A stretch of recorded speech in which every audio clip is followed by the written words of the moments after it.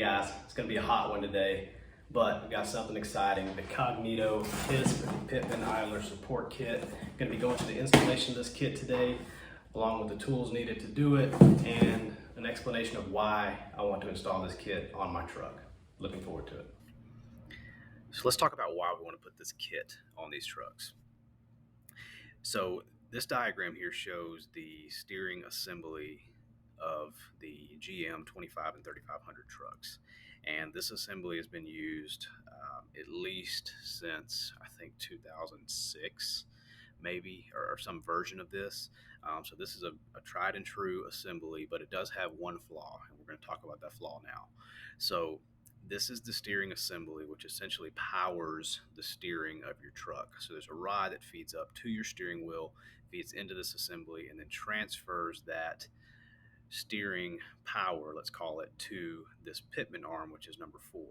Now that Pitman arm then attaches to this little hole in the center link and pushes this left and right, which then pushes your tie rods left and right, and this tie rod end, which attaches to your wheel hub, and that's what controls your steering.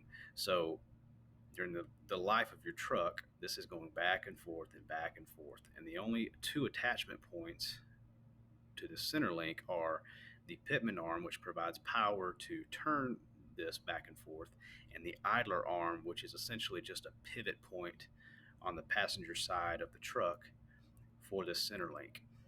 Over time, what happens is these holes start to wear out and get a little bigger. The diameter of the holes get bigger because the only connection point is on the top side of this center link.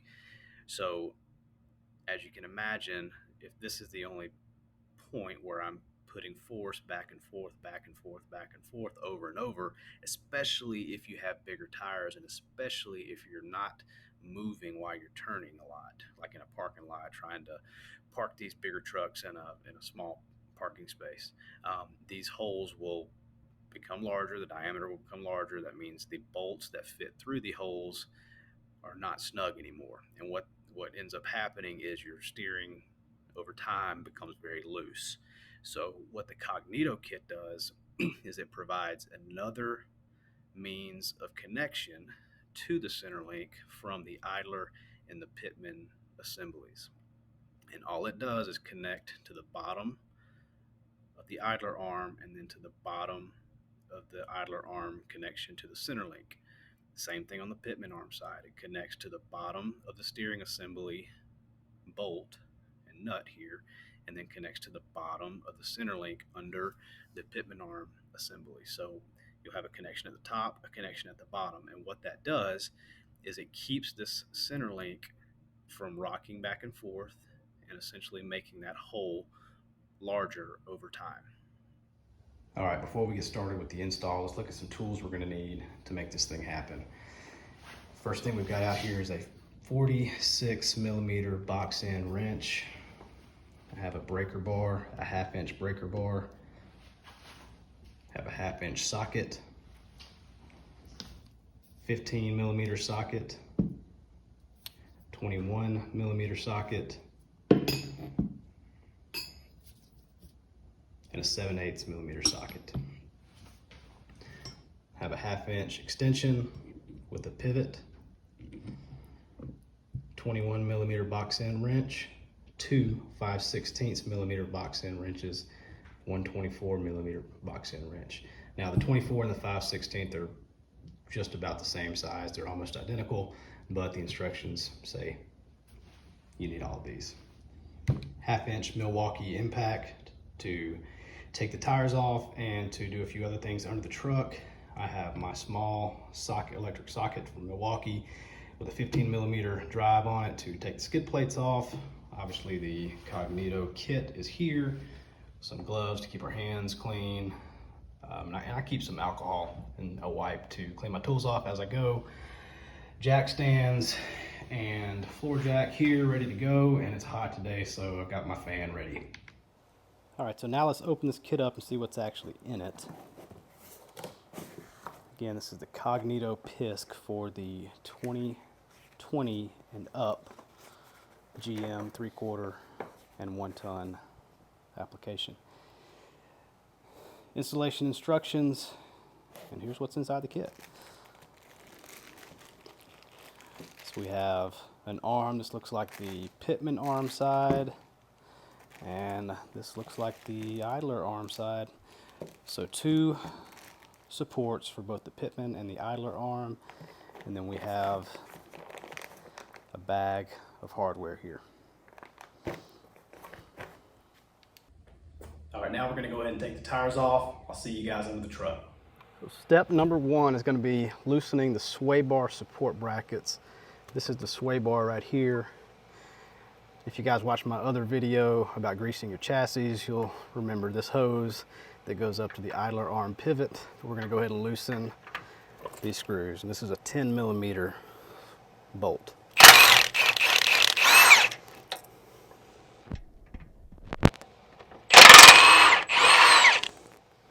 Okay, once your sway bar ends, or your supports are unbolted, your sway bar is actually going to drop down.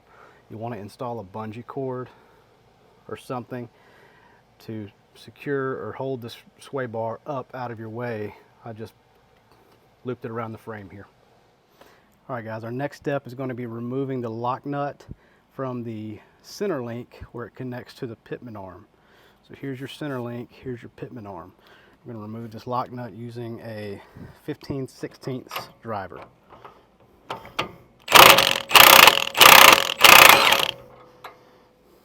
And now we're going to go through the same process on the idler arm side. So again, center link, idler arm, this is the passenger side of the truck. We're going to remove this lock nut with a 15/16 nut driver.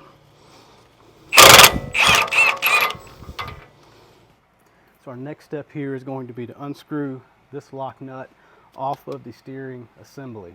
And we're going to use a 46mm box end wrench to get this off. And it's usually pretty tight, so make sure you have enough leverage.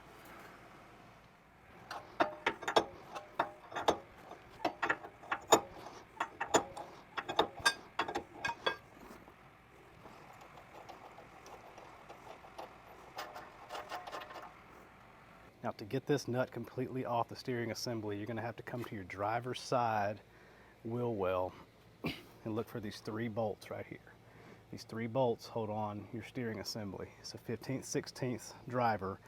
Go ahead and loosen those up so we can move the steering assembly up to take the nut off. So pro tip, to get this nut off, get you a little pry bar and pry up on your Pitman arm assembly. And you'll see the whole steering assembly moves up. You can remove the bolt or the nut. Next thing we want to do is head over to the passenger side, the idler arm pivot assembly. Go ahead and remove these 2 bolts to allow us to work with the idler arm. So an 18mm box end wrench will get these off. Now we want to remove the nut on the bottom of the idler arm pivot. And what they don't tell you in the instructions is you need to have a big crescent wrench handy, because GM doesn't always hold true to the sizing on their nuts. So a big crescent wrench is a must-have with this install.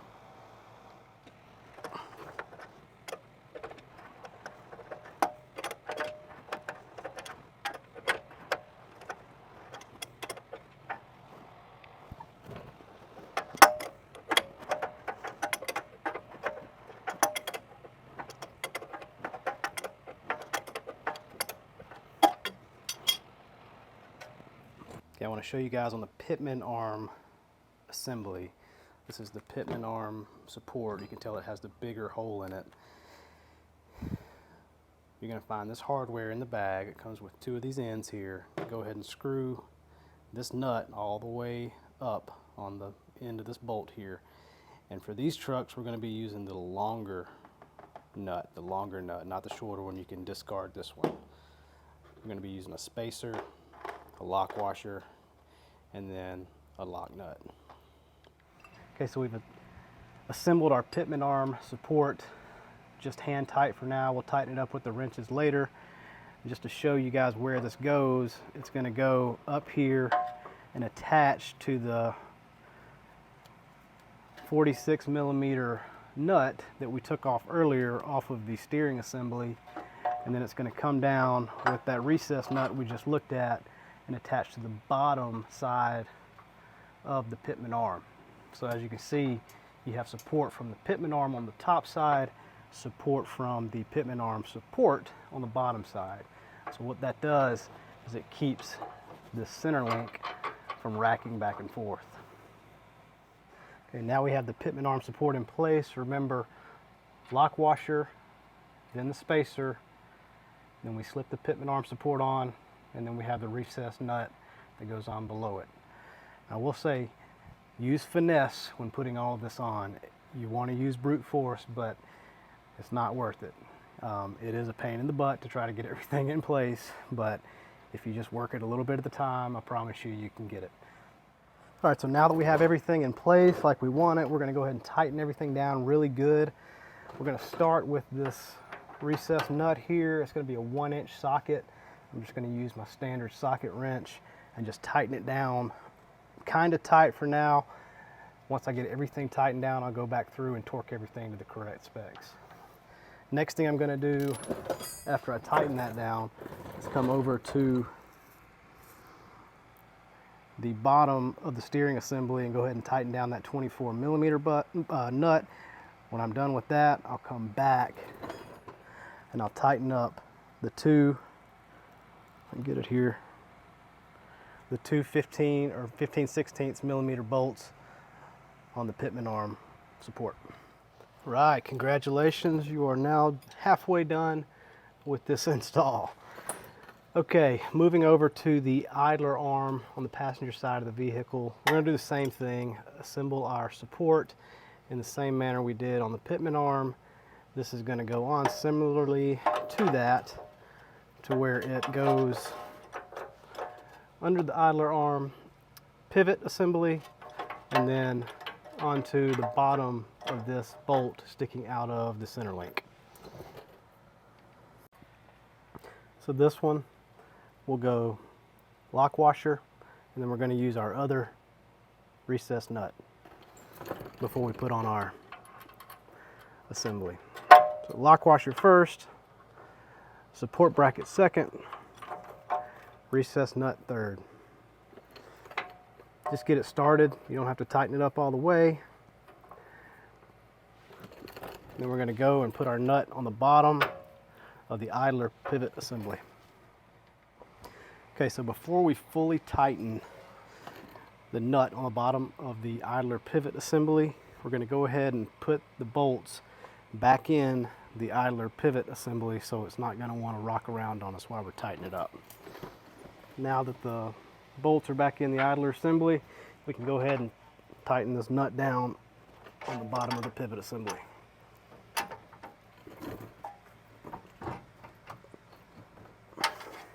Now we'll come back over to the idler arm support, and we're going to do the same thing we did on the Pitman arm side to the idler arm side. We will tighten this 1-inch nut down all the way, and then we'll come back here and tighten these two 15/16 nuts, lock nuts down to each other. Guys, make sure you use your Loctite on the threads of these. You do not want these coming loose. So make sure you do that before you tighten everything down.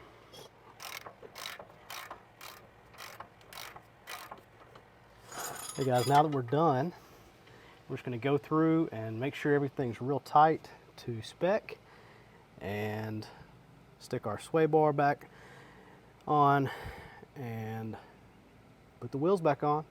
Take it for a drive. It may feel a little bit stiff at first, but it'll break in pretty easily, and you'll notice that your steering is probably a lot tighter.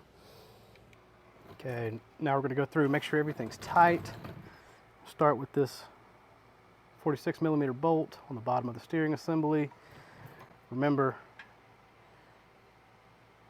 these bolts have got to go back in the steering assembly from the outside of your driver wheel well. Next, we're going to come over here to the idler pivot assembly. Make sure this nut is tightened to spec. Then we're going to come up here, Make sure these two nuts that we removed on the pivot assembly are tightened to spec. Come down here to our Pitman arm, our idler arm support. Make sure that our lock nut and recess nut is tightened to spec. These lock nuts are tightened to spec. And we're going to do the same thing with our Pitman arm support on the driver's side. Also, be sure to put your sway bar brackets back onto your frame on both sides. 10mm nut driver. Guys, you can see, if you can see my arms, GM does a lovely job of putting this waxy coating all over their frame. So obviously we've rubbed some of that off. I've got a pro tip for you and a product to use to get that back on there so your frame does not rust. So the pro tip I want to share with you is this Nox Rust X121B. Now I found this stuff on, I think, Duramax forum about 6 years ago, and I bought 3 cans of it, and I have used almost 3 cans in 6 years to fix just little spots where either I've rubbed up against my frame, my jack's been up against my frame, it's rubbed off that undercarriage coating, or I may have a little rust here and there that I need to remove and fix. But this stuff works great. It sprays on like a spray paint, and it dries with that waxy black coating that we all love and hate at the same time on the GM frames. It is a little bit expensive, but 1 can will get you a long way touching up little spots like we're talking about here. Highly recommend it, and it works really good.